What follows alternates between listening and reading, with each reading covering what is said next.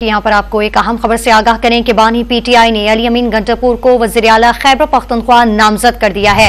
आपको अपडेट कर रहे हैं कि बानी पीटीआई ने अली अमीन गंडापुर को वज़ीर आला खैबर पख्तूनख्वा नामजद कर दिया है। ज़राए के मुताबिक बानी पीटीआई ने मुस्लिम लीग, पीपल्स पार्टी और मुत्तहदा से बातचीत से इनकार कर दिया। बात करते हैं डॉन न्यूज़ के नुमाइंदे अब्दुल्ला मोहम्मद हमारे साथ मौजूद हैं। अब्दुल्ला मोहम्मद, आगाह कीजिएगा, अली अमीन गंडापुर को वज़ीर आला खैबर पख्तूनख्वा नामजद कर दिया।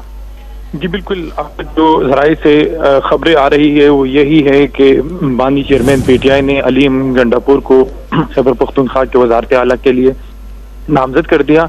और उन्होंने आज, क्योंकि पीटीआई के चेयरमैन गौहर खान भी उनसे मिलने गए थे, उन्होंने वहाँ पे उनसे मुलाकात भी की और मुख्तलिफ मशावरत की, जिसमें ये जो है बात सामने आई है कि अली अमीन गंडापुर जो है वो वज़ीर आला खैबर पख्तूनख्वा होंगे, क्योंकि 3 नाम गए थे और उसमें ये डिसाइड हुआ है कि अली अमीन गंडापुर जो है वो वज़ीर आला खैबर पख्तूनख्वा होंगे। जबकि ज़राए के मुताबिक बानी चेयरमैन पीटीआई ने पीटीआई का MWM के साथ विफाक और पंजाब में इत्तेहाद करने का भी फैसला किया है।